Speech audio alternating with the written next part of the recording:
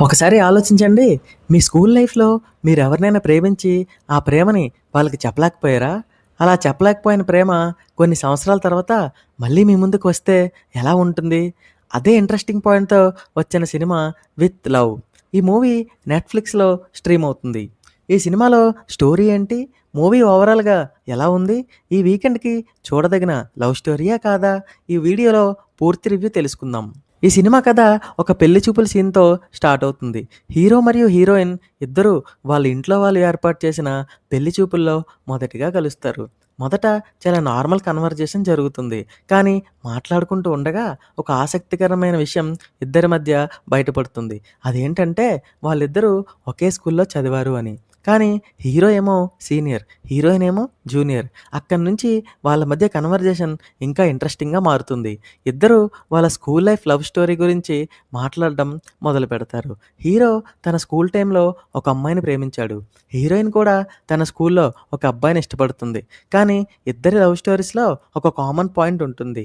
అదేంటంటే ఇద్దరూ వాళ్ళు ప్రేమించిన వాళ్ళకి అప్పట్లో తన ప్రేమని చెప్పలేకపోతారు. కొన్ని పరిస్థితుల వల్ల మరియు కొన్ని భయాల వల్ల వాళ్ళ ఫీలింగ్స్ వాళ్ళ దగ్గరే మిగిలిపోతాయి. కానీ సంవత్సరాల తర్వాత వాళ్ళకొక విషయం అర్థమవుతుంది. మన ఫీలింగ్స్‌ని మనం ప్రేమించిన వాళ్ళకి ఎలా అయినా చెప్పాలి అని. అప్పుడు హీరో మరియు హీరోయిన్ ఒక డెసిషన్ తీసుకుంటారు. వాళ్ళిద్దరూ తమ పాస్ట్ లవర్స్‌ని వెతికి ఇప్పటికైనా తమ ఫీలింగ్స్‌ని చెప్పాలని నిర్ణయించుకుంటారు. అలా వాళ్ళు తమ పాత ప్రేమను వెతికే ప్రయాణం ఎలా ఉంటుంది? వాళ్ళు చివరికి తమ ప్రేమని వ్యక్తం చేయగలిగారా? లేదా ఆ ప్రయాణంలో వాళ్ళ జీవితంలో వచ్చిన ట్విస్ట్ ఏంటి? అదే సినిమా మిగతా కథ.